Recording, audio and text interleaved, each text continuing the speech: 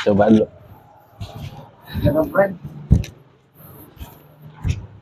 Aduh.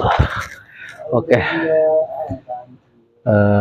Balik lagi di channel YouTube Rifki. Jadi ceritanya besok ada ujian lah.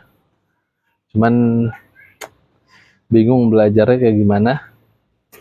Jadi dijadiin konten aja lumayan kan. Sambil belajar sambil jadi konten. Oke, jadi ceritanya besok itu ujian lisan dari dosennya itu Ustadz Erwandi Tarmizi, terkenal di YouTube. Cari aja Ustadz Erwandi Tarmizi, itu pasti semua orang tahu. Nah, jadi ceritanya ujiannya itu tentang akad muamalah dalam Islam. Nah, jadi tadi baca-baca dalam hati kayaknya kurang kurang kerasa gitu feelnya gitu. Ya udah gitu, kayak udah aja gitu, apalagi kan di laptop malam-malam pula ngantuk, jadi sambil belajar sambil bikin video sambil di share ke YouTube ya, buat sekedar dokumentasi aja.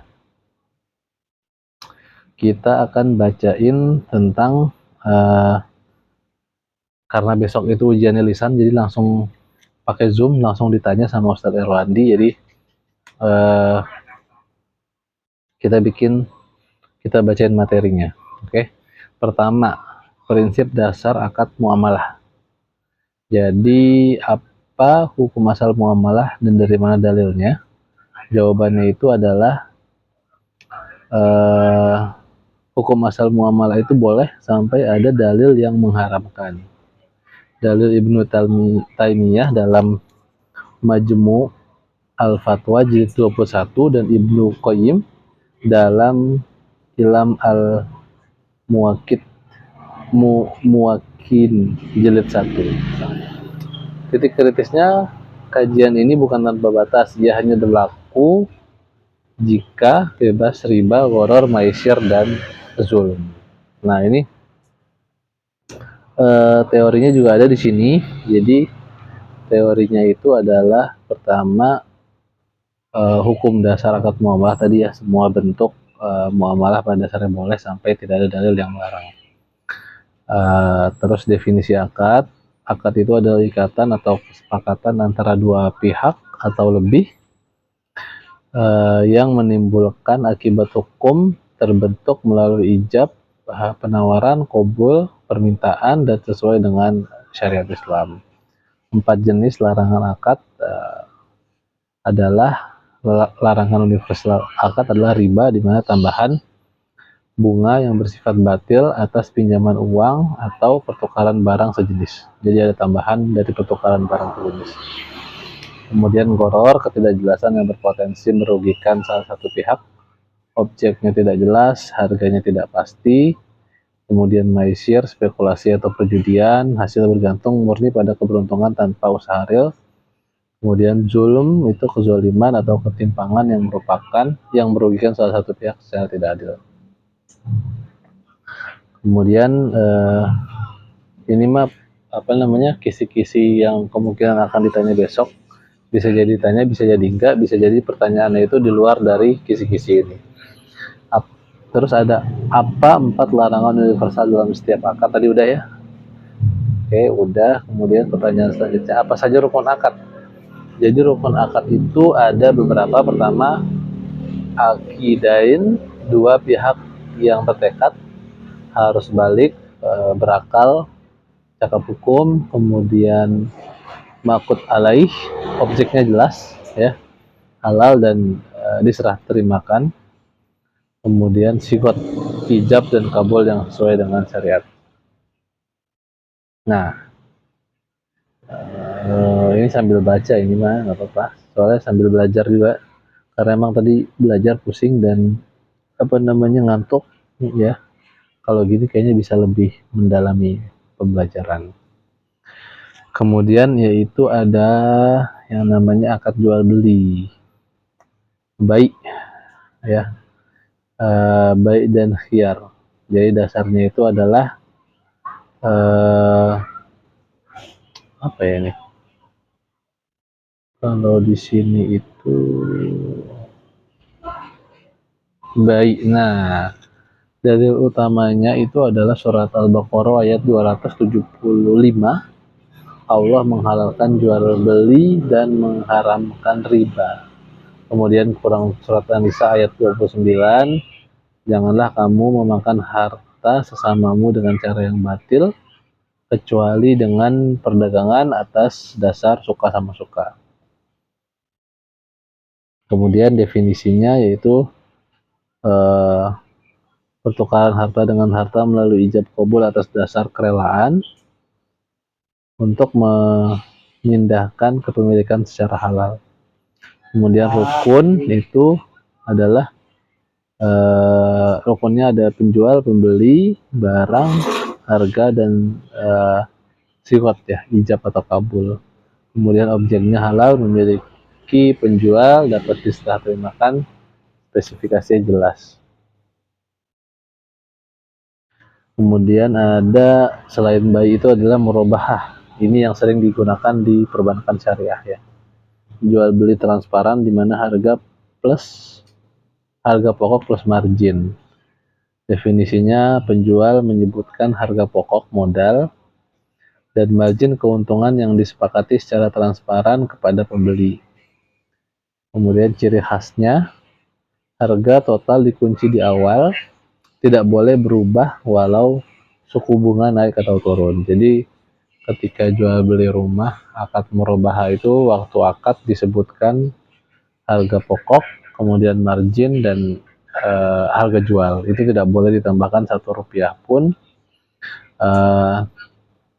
meskipun ataupun dalam kondisi apapun. Harga rumah naik, suku bunga naik, itu sudah ditetapkan, dan ketika sudah berakad tidak boleh ada penambahan Rp1 pun.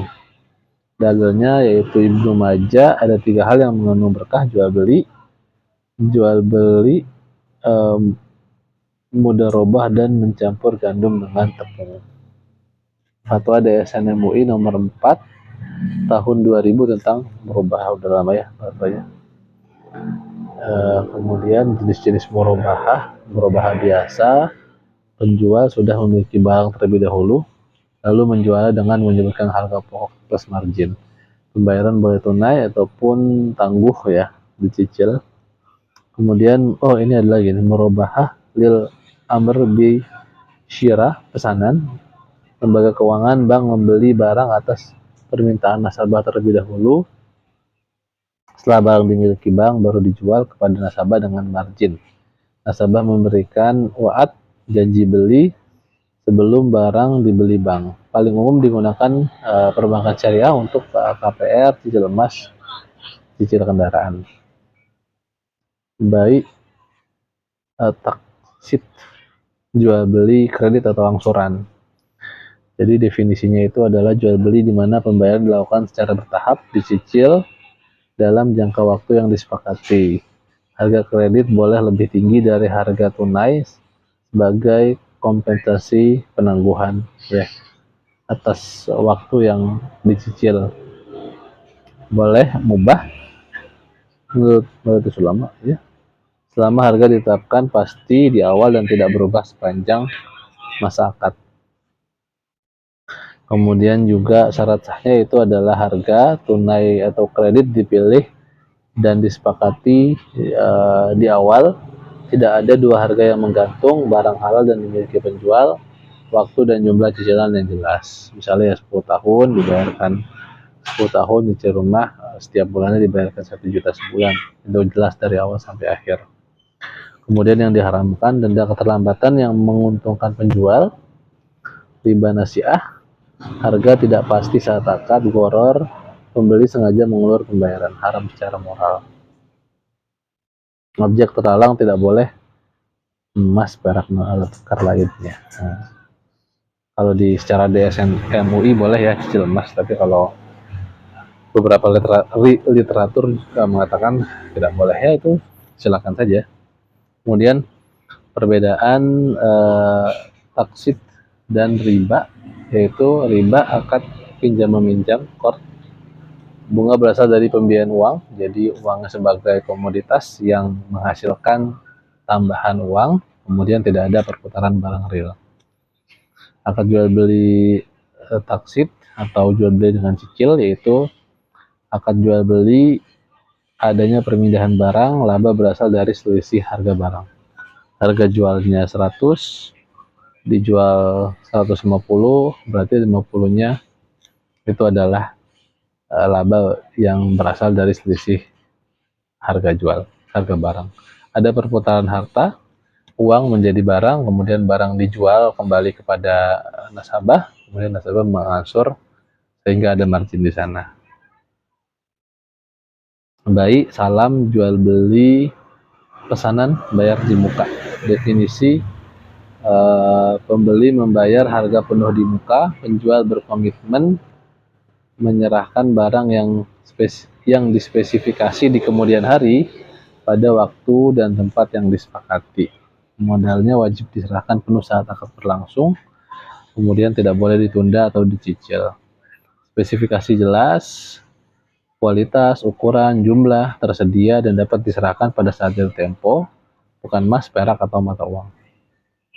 Perbedaan dengan istisna, salam, bayar penuh di muka cocok untuk barang komoditas, istisna biaya fleksibel khusus untuk barang yang diproduksi atau dibuat. Kemudian jenis salam, salam biasa ya, dua pihak langsung, pembeli membayar penuh di muka, penjual berkomitmen menyerahkan barang sesuai dengan spesifik pada waktu yang ditentukan. Kemudian salam paralel, muazi, penjual, penerima salam pertama membuat akad salam baru dengan pihak ketiga sebagai produsen atau pemasok. Dua akad harus terpisah dan tidak boleh saling mengikat, kewajiban masing-masing berdiri sendiri. Ya itu dulu kali ya, masih banyak ini yang harus dibaca dan dipelajarin supaya bisa. Oh bentar lagi, dikit lagi. Ya itu dulu ya, masih banyak yang harus dipelajarin. Semoga ujiannya besok lancar sama Ustadz Irwandi dan bisa mendapatkan nilai yang terbaik. Terima kasih.